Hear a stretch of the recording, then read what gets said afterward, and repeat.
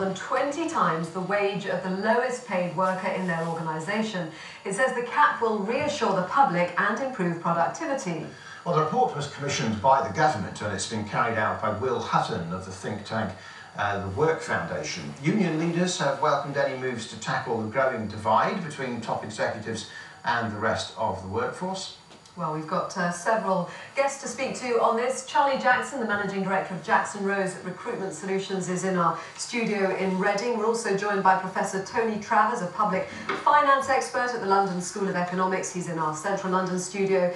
And we're also joined on the line from Godalming in Surrey, because of the snow, by Mary Orton, the Chief Executive of Waverley Borough Council and Honorary Secretary at the Association of Local Authority Chief Executives. Well, she's on the line because of the snow. Yeah. What did I say? Let's go straight, first of all, to Tony Travers. Tony Travers, the suggestion is there would be a limit of a multiple of 20 to 1. In other words, no public sector boss could earn more than 20 times the lowest paid worker. First of all, would that actually make a considerable difference? Well, it wouldn't make a considerable difference now to most of the parts of the public sector that we're all most aware of. So, for example, local authorities and health trusts, by and large, I would say almost without exception, would currently fit within that rule. Now, there are some examples of public sector pay that are well outside this, but they're relatively few in number. They're things like the Olympic Delivery Authority, where you could argue that the chief executive there, with a huge construction project to get the Olympics delivered, really is competing, or that the ODA, the Olympic Authority, is competing for his skills around the world with other people, or for other people like him for those big projects. And so it's a special case. But I think the general rule is that the 20 to 1 rule would just about cover most of the existing public sector in Britain. Well, let's bring in Charlie Jackson, representing, of course, the private sector. I mean, what do you think about this idea of pegging top executive paid to 20 times the salary of the lowest paid employee? Obviously, it doesn't apply to the private sector, but as a concept, what are your thoughts? Well, I think basically it's a good idea and it's something that needs to be looked at. I think a strict 20 to 1 ratio is reasonably unworkable. In the private sector, for example, the top bosses' salaries are based around revenues and profits. So I think some sort of formula might work, but I'm not sure this is workable really in practice. It's a nice ideological plan, but I'm not sure it would work. Can you see it working in the public sector if the private sector is allowed to offer whatever it wants? I mean, would it then impact on the quality of staff actually going into the public sector? Well, this is very much our point, really. If you're looking to attract talent, you need to give them what they're after and be on par with the private sector. If you're not, then fewer entrants will reach this market, and there's a problem with succession planning here for the future. If you set about and deliver a message that says, we only pay this, you're not going to get as much with us as you are with them, then you're not going to attract quality candidates into that marketplace.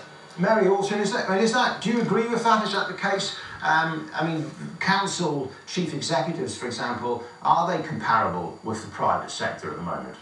I think actually that's not the right question. The question to ask is, how much do we as a public society value the skill set that's needed to deliver the huge change in our public services at the moment? And there is a real issue that if central government is trying to peg and cap local public discretion, particularly that of councils, who of course are run by democratically elected people locally, then the ultimate effect of that is going to be, as Charlie Jackson says, to devalue the public service role, just at the time when the pressures on public service leaders are increasing. Well, what if a council gets carried away? I mean, it's maybe worth, just if you don't mind, I know your own salary, looking at your council website, is public, a very transparent website, full details of it, have basic of 109,000, and I think with your benefits, including mortgage help, because you've relocated, I hope you don't mind this, 126,000. I mean, it's your own level is a long way below the 20 times 1 anyway. You clearly would not be affected. I wouldn't be affected at all. I have no problem with people knowing how much my council elects to pay me. My current ratio, depending on if you calculate it on the basis or the gross, is between 7.5 times and 8.5 times. And I think you've hit on a very good point. Transparency and accountability, we feel is much more effective than central government command and control. Local government publishes what councillors choose to pay its top people. If all of the public sector bodies and quangos did the same, there would be, I think, a lot more self-regulation, as there is in our part of the sector. Tony Travers, it's interesting listening to our other two guests, both voicing concerns at what would be the impact on the sort of skills that would be brought to the public sector if pay were pegged, and what message that would send out. But obviously it is taxpayers' money, so do different rules have to apply, and do people give different considerations actually when they go to work in the public sector?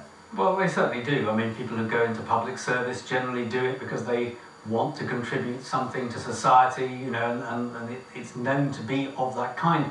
I think what's happened, however, here is that the issue has become politicised when particularly ministers who are now in government, particularly Conservative ones who are in opposition, they began to make an issue of this, and that's carried forward into government.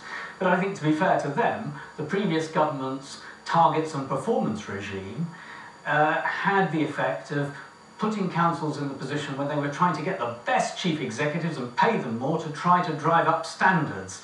So, you know, there are explanations for why there has been a bit of drift upwards, but as we've agreed, for overwhelmingly, most of the public sector wouldn't be affected by this, certainly as of now. It's interesting actually, I mean, you said about ministers before the election and since sort of making an issue of public sector pay, and a lot of time the talk was about pegging it to the level of the Prime Minister's salary, saying that no public sector worker should really earn more than the Prime Minister. But today Will Hutton has said that the figure that's always put out there is actually misleading, because his total remuneration actually works out to be about $581,000 if you take into account all of his allowances and accommodation and other elements. I think that's absolutely right. The report makes it very clear that the headline figure for the Prime Minister, which anyway the current Prime Minister has taken a cut from the real headline figure, doesn't represent all the other benefits in kind and houses and all the other stuff that go with being Prime Minister. Certainly if $500,000 were used as a benchmark, then very few public servants would actually exceed it. Charlie Jackson, I mean, is the recession not sorting this out anyway? I mean, is private sector pay, I mean, maybe not with the bonuses so much, but on the whole, private sector executive pay coming down and this being less of an issue, the divide between the two sectors? Quite on the contrary, really. It's remaining the same. Talent is talent, whichever kind of recession or economic situation we find ourselves in. We headhunt 90% of the candidates we place still. You would think there'd be a glut of candidates on the market right now. The quality people tend not to lose their jobs, and they're still in short supply. And same point actually to you, Mary Orton. I mean, obviously there are lots of cuts coming through for public services. Is the recession going to close the gap, make it not as wide as it has been between top and bottom? In the local government sector, our view is that is beginning to be the case. Tony Travers quite rightly pointed to the previous government's target culture, and that did cause pay in some of the largest councils to rise. What we've noted more recently, though, is that it's beginning to tail off a little bit again. I mean, is the answer, Mary Orton, that the lowest paid actually have their pay up rather than the highest brought down? That's a very interesting consideration, and certainly the government has already publicly stated that in public sector pay for next year, the lowest paid should be given a bonus and everybody else should have a freeze. So that's certainly an indication that the government thinking is in that direction. Right, well, Mary Orton, Charlie Jackson and Tony Travers, thank you very much indeed, all of you. Thank you. Now it's just